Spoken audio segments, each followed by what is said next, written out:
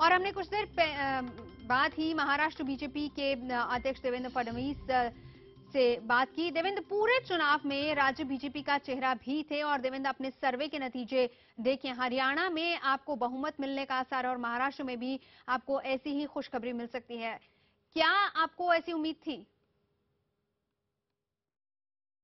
देखिए, चाणक्य का जो सर्वे आया हुआ है वो मुझे बहुत क्रेडिबल लग रहा है और इसलिए भी लग रहा है कि लोकसभा के समय चाणक्य के प्रेडिक्शंस ये सबसे सटीक निकले थे और मुझे लगता है इस बार भी वो सटीक निकलेंगे, क्योंकि हम लगातार ग्राउंड पर घूम रहे हैं और ग्राउंड पर घूमने के बाद जो हमको जमीनी हकीकत ध्यान में आ रही है उसमें हमको ये लगता है कि पूर्ण बहुमत हमको मिलने वाला है और वही चाणक्य का सर्वे भी दिखा रहा है। और आप पूरे चुनावों में भी बीजेपी का चेहरा रहे हैं, तो क्या ये मान लिया जाए कि बहुमत मिलने पर मुख्यमंत्री आप ही होंगे? देखिए, मैं तो महाराष्ट्र भारतीय जनता पार्टी का अध्यक्ष हूं।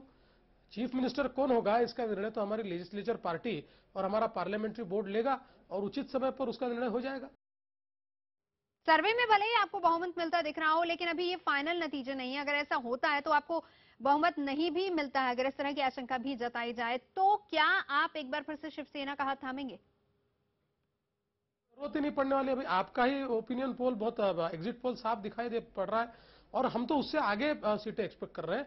हमको किसी के साथ की जरूरत नहीं पड़ेगी, हम अपने बलबूते पर सरकार बनाएंगे।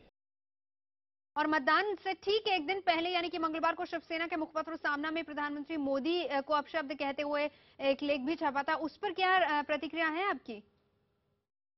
देखिए, हम लोगों को इस बात का बहुत दुख है। आखिर बीजेपी शिवसेना इतने साल साथ में रही। हाँ, हमने अलग राह चलने का फैसला किया, लेकिन तय तो ये था कि मंजिल एक है। हम कांग्रेस राष्ट्रवादी को हटाना चाहते, अपने अपने रास्ते से हटाएंगे, लेकिन रास्ते में शायद शिवसेना भटक गई और कांग्रेस राष्ट्रवादी की जगह उन्होंने हमको ही टारगेट करना शुरू किया। और जिस प्रकार के अल्फाजों का उपयोग हुआ है, जिस प्रकार से बातें लिखी गई है, ये महाराष्ट्र की राजनीतिक संस्कृति में ये बातें बैठती नहीं है। हमको उसका बहुत दुख है, हम बहुत आहत है। इस प्रकार के प्रधानमंत्री जी या उनके पिताजी के बारे में जो संबोधन हुआ है उससे भारतीय जनता पार्टी बहुत आहत है, हम घायल है। चलिए, कुछ देर पहले हमने उनसे बात